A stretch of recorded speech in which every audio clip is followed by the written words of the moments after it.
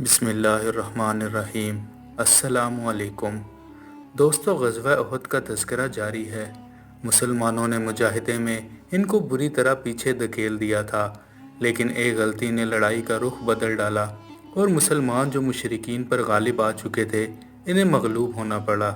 ایسے میں کسی نے یہ خبر پھیلا دی کہ نعوذ باللہ آپ صلی اللہ علیہ وآلہ وسلم شہید ہو گئے ہیں۔ اس خبر سے مسلمانوں میں بدحواسی پھیل گئی، جس کا دشمن نے فائدہ اٹھایا اور مسلمانوں کو سخت نقصان ہوا۔ اس بدحواسی کے بعد مسلمانوں کو کیا نقصان اٹھانا پڑا اور اس میں نبی اکرم صلی اللہ علیہ وآلہ وسلم کو کس قسم کی پریشانی پیش آئی، اس کے علاوہ حضرت عمارہ رضی اللہ تعالیٰ عنہ کا کردار اور حضرت ابو دجانہ رضی اللہ تعالیٰ عنہ کی جانثاری کا تذکرہ آج کی ویڈیو میں کریں گے۔ دوستو، صحابہ کرام کے جذبہ جانثاری کے بارے میں جان کر آپ کا ایمان تازہ ہو جائے گا۔ دوستو، جب کسی نے نبی اکرم صلی اللہ علیہ وآلہ وسلم کے شہید ہونے کی غلط خبر پھیلائی اور صحابہ بدحواسی کا شکار ہوئے تو ایک صحابی نے کہا، اب جب کہ محمد صلی اللہ علیہ وآلہ وسلم شہید ہو چکے ہیں تو ہم لڑ کر کیا کریں گے؟ اس پر چند صحابہ نے کہا، اگر اللہ کے رسول صلی اللہ علیہ وآلہ وسلم شہید ہو گئے ہیں تو کیا تم اپنے نبی کے دین کے لیے نہیں لڑو گے تاکہ تم بھی شہید کی حیثیت سے اپنے خدا کے سامنے حاضر ہو؟ حضرت ثابت بن قیس رضی اللہ تعالیٰ عنہ نے آواز لگا کر کہا، اے گروہ انسانوں، اگر محمد صلی اللہ علیہ وآلہ وسلم شہید ہو گئے ہیں تو اللہ تعالیٰ تو زندہ ہے، اسے موت نہیں آ سکتی، اپنے دین کے لیے لڑو، اللہ تعالیٰ تم کو فتح اور کامیابی عطا فرمائے گا۔ یہ سن کر انصار کا ایک گروہ مشرکین کے اس دستے پر حملہ آور ہوا، جس میں خالد بن ولید، اکرمہ بن ابو جہل، عمرو بن عاص اور زرار بن خطاب موجود تھے۔ یہ چاروں زبردست جنگجو تھے۔ انصار کے حملے کے جواب میں خالد بن ولید نے ان پر سخت جوابی حملہ کیا۔ کہتے ہیں کہ اس حملے میں ابن وہب رضی اللہ تعالیٰ عنہ اور ان کے ساتھی شہید ہو گئے۔ روایت میں آتا ہے کہ بدحواسی کے عالم میں کچھ لوگ مدینہ کی طرف پلٹنے لگے۔ راستے میں ان کی ملاقات ایمن رضی اللہ تعالیٰ عنہا سے ہوئی۔ وہ بولیں، اے مسلمانوں، یہ کیا تم پیٹھ پھیر کر جا رہے ہو؟ یہ سن کر وہ پلٹ پڑے اور مشرکین پر دوبارہ حملہ آور ہوئے۔ دوسری طرف مسلمانوں کے بکھر جانے کی وجہ سے مشرکین کے ایک گروہ نے نبی اکرم صلی اللہ علیہ وآلہ وسلم پر حملہ کر دیا۔ آپ صلی اللہ علیہ وآلہ وسلم فرما رہے تھے، اے فلاں، میری طرف آؤ، میں اللہ کا رسول ہوں۔ ہر طرف سے تیر برس رہے تھے، مگر اللہ تعالیٰ نے ان تیروں سے آپ صلی اللہ علیہ وآلہ وسلم کی حفاظت فرمائی۔ اس نازک وقت میں صحابہ کرام کی ایک جماعت آپ صلی اللہ علیہ وآلہ وسلم کے گرد جمع ہو گئی۔ یہ جماعت مشرکوں کے مسلسل حملوں کو روکے ہوئے تھی اور اپنے آپ کو ڈھال بنا کر نبی اکرم صلی اللہ علیہ وآلہ وسلم پر قربان کر رہی تھی۔ ان میں حضرت ابو طلحہ رضی اللہ تعالیٰ عنہ بھی تھے۔ وہ دشمن کے وار اپنی ڈھال پر روک رہے تھے۔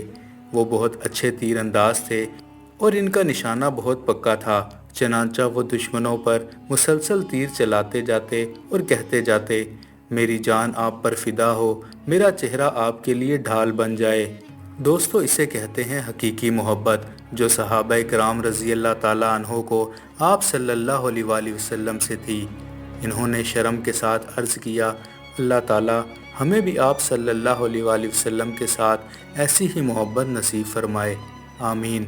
روایت میں آتا ہے کہ نبی اکرم صلی اللہ علیہ وآلہ وسلم کو اگر کسی مسلمان کے ترکش میں تیر نظر آتے تو فرمایا کرتے، اپنا ترکش ابو طلحہ کے سامنے الٹ دو۔ حضرت ابو طلحہ رضی اللہ تعالیٰ عنہ نے اس دن اس قدر تیر اندازی کی کہ ان کے ہاتھ سے 3 کمانیں ٹوٹ گئیں۔ اللہ اکبر۔ جب حضور اکرم صلی اللہ علیہ وآلہ وسلم دشمن کو دیکھنے کے لیے سر اٹھاتے تو حضرت طلحہ رضی اللہ تعالیٰ عنہ عرض کرتے، اے اللہ کے رسول، اپنا سر مت اٹھائیں، کہیں کوئی تیر آپ کو نہ لگ جائے۔ پھر وہ خود اپنے پنجوں کے بل آگے بڑھ جاتے اور آپ صلی اللہ علیہ وآلہ وسلم کے بالکل سامنے کھڑے ہو جاتے تاکہ حضور اکرم صلی اللہ علیہ وآلہ وسلم محفوظ رہیں۔ اگر کوئی تیر آتا تو ان پر لگے، آپ صلی اللہ علیہ وآلہ وسلم پر نہیں۔ دوستو، جب جنگ کا پانسا پلٹا اور مسلمانوں کی فتح نے شکست میں بدلنا شروع کیا، اس وقت حضرت عمارہ رضی اللہ تعالیٰ عنہ زخمیوں کو پانی پلا رہی تھی۔ یاد رہے، ان کا اصل نام نصیبہ رضی اللہ تعالیٰ عنہا تھا۔ جب انہوں نے دیکھا کہ مسلمان پیچھے ہٹ رہے ہیں اور مشرکین نبی اکرم صلی اللہ علیہ وآلہ وسلم کے گرد جمع ہو رہے ہیں تو وہ بے چین ہو گئی۔ فوراً آپ صلی اللہ علیہ وآلہ وسلم کے قریب پہنچی اور تلوار سے دشمنوں سے لڑنا شروع کر دیا۔ جب وہ تلوار کے وار کرتے کرتے زخمی ہو گئی تو انہوں نے تیر کمان سنبھال لی اور مشرکین پر تیر چلانے لگی۔ اسی دوران انہوں نے اپنے قبیلے کے ایک مشرک کو آتے دیکھا۔ وہ یہ کہتا ہوا آ رہا تھا، مجھے بتاؤ محمد کہاں ہیں؟ اگر آج وہ زندہ بچ گئے تو سمجھو میں نہیں بچوں گا، یعنی یا وہ نہیں یا آپ صلی اللہ علیہ وآلہ وسلم۔ جب وہ قریب آیا تو اس نے حضرت عمارہ رضی اللہ تعالیٰ عنہا پر حملہ کر دیا اور ان کے کندھے پر گہرا زخم لگایا۔ حضرت عمارہ نے بھی اس پر کئی وار کیے مگر وہ ذرا پہنے ہوئے تھا، اسی لیے محفوظ رہا۔ ان کی کوششوں کو دیکھ کر رسول اللہ صلی اللہ علیہ وآلہ وسلم نے فرمایا، اے اللہ ان کے گھر والوں میں برکت عطا فرما۔ اس پر حضرت عمارہ رضی اللہ تعالیٰ عنہا نے عرض کیا، یا رسول اللہ ہمارے لیے دعا فرمائیں کہ ہم جنت میں آپ کے ساتھ ہوں۔ آپ صلی اللہ علیہ وآلہ وسلم نے فرمایا، اے اللہ انہیں جنت میں میرا رفیق اور ساتھی بنا دے۔ اس وقت حضرت عمر رضی اللہ تعالیٰ عنہ نے کہا، اب مجھے اس بات کی پرواہ نہیں رہی کہ دنیا میں میرے ساتھ کیا ہوتا ہے۔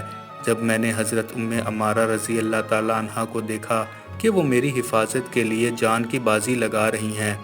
دوستو حضرت عمارہ رضی اللہ تعالیٰ عنہ کو اس جنگ میں 12 زخم آئے، کچھ نیزوں کے اور کچھ تلواروں کے۔ دوستو حضرت ابو دجانہ رضی اللہ تعالیٰ عنہ نے اپنے جسم کو نبی اکرم صلی اللہ علیہ وآلہ وسلم کے لیے ڈھال بنا لیا تھا۔ وہ اپنے چہرے کا رخ حضور اکرم صلی اللہ علیہ وآلہ وسلم کی طرف کیے ہوئے کھڑے تھے تاکہ ہر تیر ان کی پیٹھ پر لگے اور آپ صلی اللہ علیہ وآلہ وسلم محفوظ رہیں۔ اسی طرح ان کی پشت میں کئی تیر پیوست ہو گئے۔ اللہ اکبر، کیا جذبہ تھا صحابہ کرام رضی اللہ تعالیٰ عنہ کا۔ ہر دم ہر حالت میں آپ صلی اللہ علیہ وآلہ وسلم کی حفاظت کے لیے تیار رہتے تھے۔ مزید ویڈیوز کے لیے چینل کو سبسکرائب کریں۔